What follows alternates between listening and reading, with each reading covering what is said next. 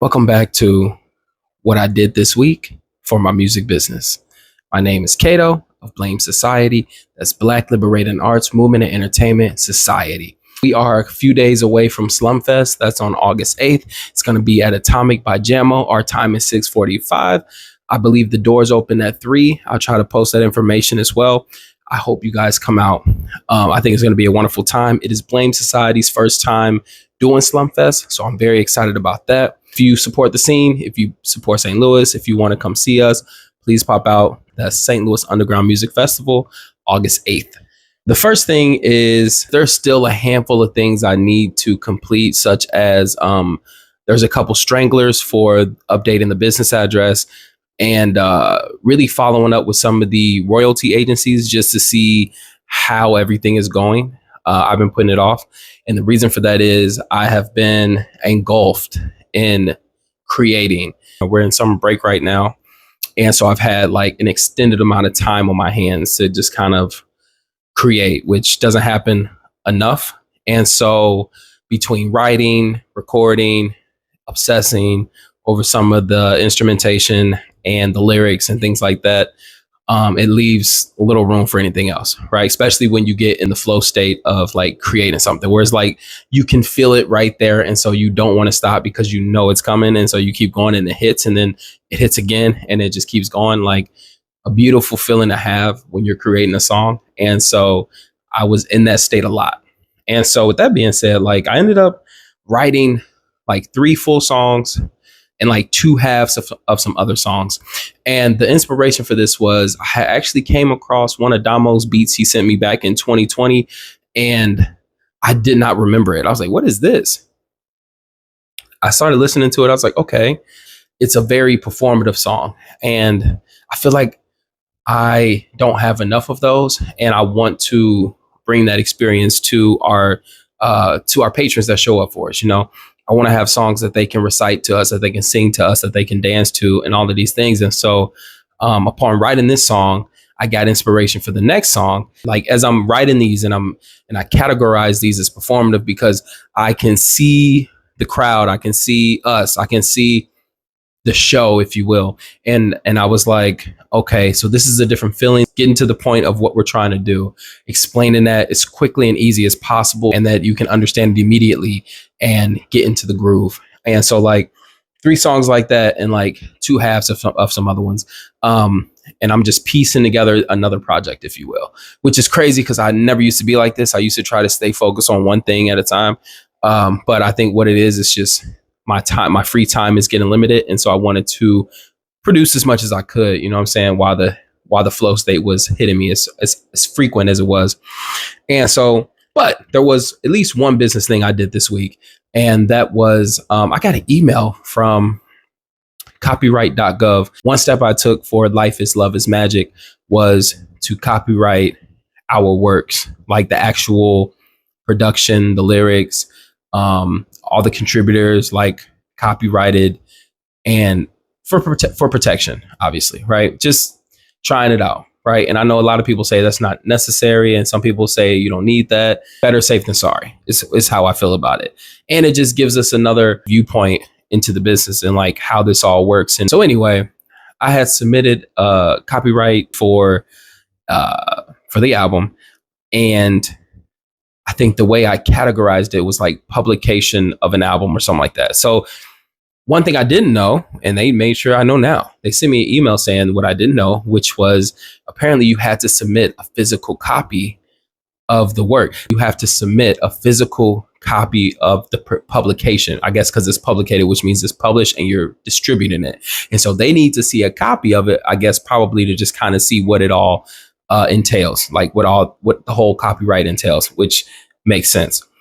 But what I was thinking was we went ahead and did the CDs, right? We have a physical product that we're actually capable of distributing, and we can actually share what that looks like with the copyright office. So if we didn't have that, you know, I probably would have had to burn a CD and like send it in. So like technically they had the physical files. I'm interested to see where this goes and how this works and what they say. So I'm gonna definitely keep you guys posted on that. But that was really cool. I did not know you actually had to send a physical copy of that in. I thought the digital files we sent would be enough.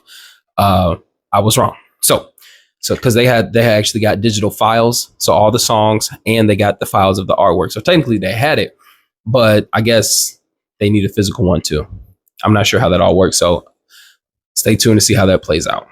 And so the last thing is we just go to our newest segment, which is the Life is Love is Magic breakdown. Okay.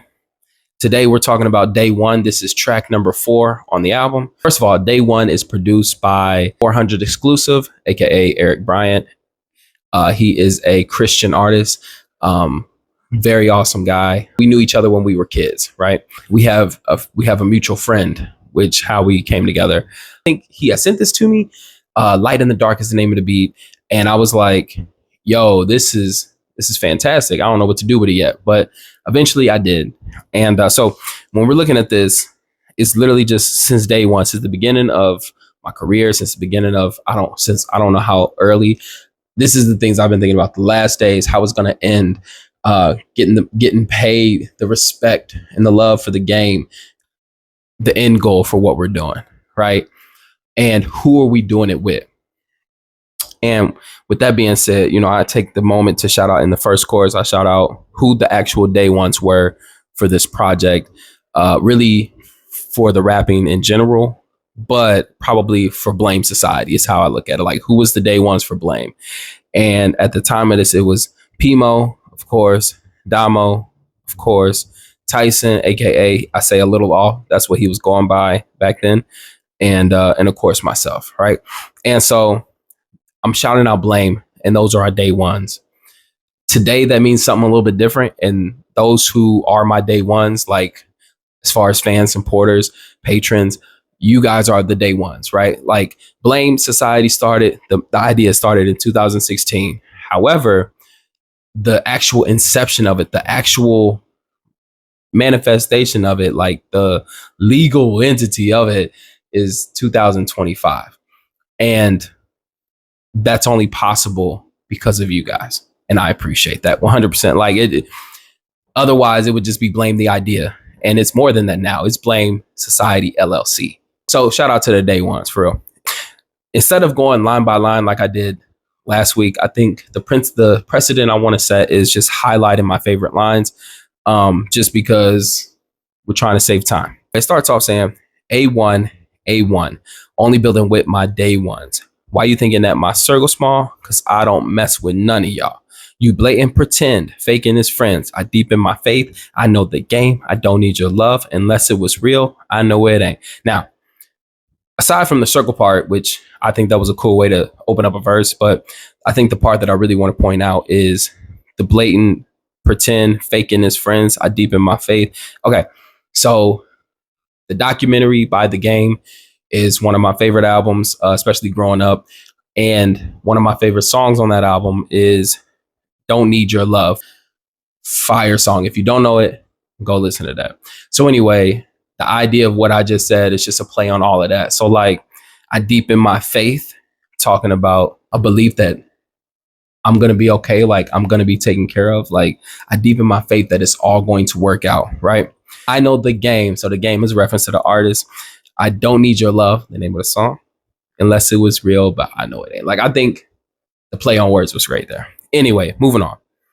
The next thing I wanted to point out was the technical work I was doing right here. So to create a rhyme and to keep it in pace with content, switching styles midway. Okay, so here's what I did. Literally, when I say switching styles midway, we're about halfway through the verse. And on top of that, I switch up the cadence and the speed in which I'm actually rapping. So we go from switching styles midway. No credit or reverence, people gonna pay though. You kill all the beasts that are coming your way. Like I speed up the flow, so therefore like adding syllables, and like I love how I did that, because after that, I want to say it doesn't go the style that I had at the beginning does not come back. Like it switches and it stays switched for the rest of the verse. I really like writing it. That was a fun one, especially with the Marvel references. I thought that was cool. So anyway, moving on. Verse 2, right? So this one I want to say, so remember I shout out who the day ones are, and one of those is Pimo. Like that's a childhood friend, right? Like a childhood best friend, right? Like we grew up together, like for real. And even though we had like you know how you have separate lives, of course, but like the times we were together, like this is what we're talking about. So like, do you know who your day ones is? I'm actually asking you that, right? I want to know, where were you back then when times were looking so different? Before the whip, we were mobbing on foot missions. And so back then, me and Paris walked a lot. Like before one of us got a car, I know he rode his bike a lot too. I walked everywhere. You know what I'm saying? Like every once in a while I'd be able to get a ride or something like that. But I walked everywhere, which I didn't mind because I just listened to music the whole time. And that was like a fundamental part of who I am. Like walking is one of my favorite things to do. Right. So anyway, just that, me and Paris used to walk a lot. And then the last part of the verse I liked was when I call out the previous projects that I've done. I love to do that. If you didn't know any of my works, you obviously wouldn't have caught that. But for those who been there, like from the first mixtape, so Cause Life is the Balance, but I Loaded Then Unloaded Thoughts. Those are my first two mixtapes. Showed You MCs Are Poets at Heart. That's the project me and P did. Check the Sacrifices. That was the first album we put out in 2020. 32 Weeks, I believe, is the greatest mixtape I've ever done. I haven't talked about that enough. Let me come back to that. Time to Feed My Day Ones. And when I say time to feed the day ones, we're talking about, one, we're talking about this album, but all the things that we've done in accordance to get the album where it's going, right? And what we're doing in the future, because it's B.L.A.M.E. Society LLC now. Last thing I want to say is just about this and just about the album in general is pointing out 32 Weeks. Technically, 32 Weeks, the mixtape was written after Life is Love is Magic. However, it came out before Life is Love is Magic. And so it should be treated like a traditional mixtape, and that is prepping you for the album. And I kind of go deep into like childhood memories. I talk about the skills. I talk about the arts. I talk about faith. I talk about a whole bunch of stuff. And it definitely captivates the energy from the album in a different way. You can go on YouTube and watch the playlist of all the songs. I prefer the YouTube because I took time to make videos for each track, and like every week for 33 weeks, it was a new song, a new video posted, like it in a blog too. Like, dude, I was going hard. Like, I don't even know why I was going that hard. But the point is, I think when you get in touch with 32 Weeks, like Life is Love is Magic even just connects a little bit better. That was my intention.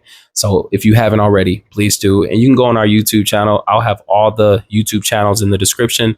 Please subscribe. If you haven't listened to Life is Love is Magic, I got a link in the description for that as well. It's like a link that takes you to all the platforms.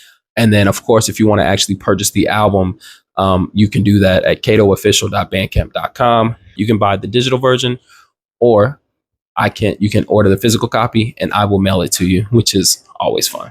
And with that being said, if no one has told you that they love you today, just know that I do, and I always will. My name is Cato of B.L.A.M.E. Society. Peace, love, and prosperity.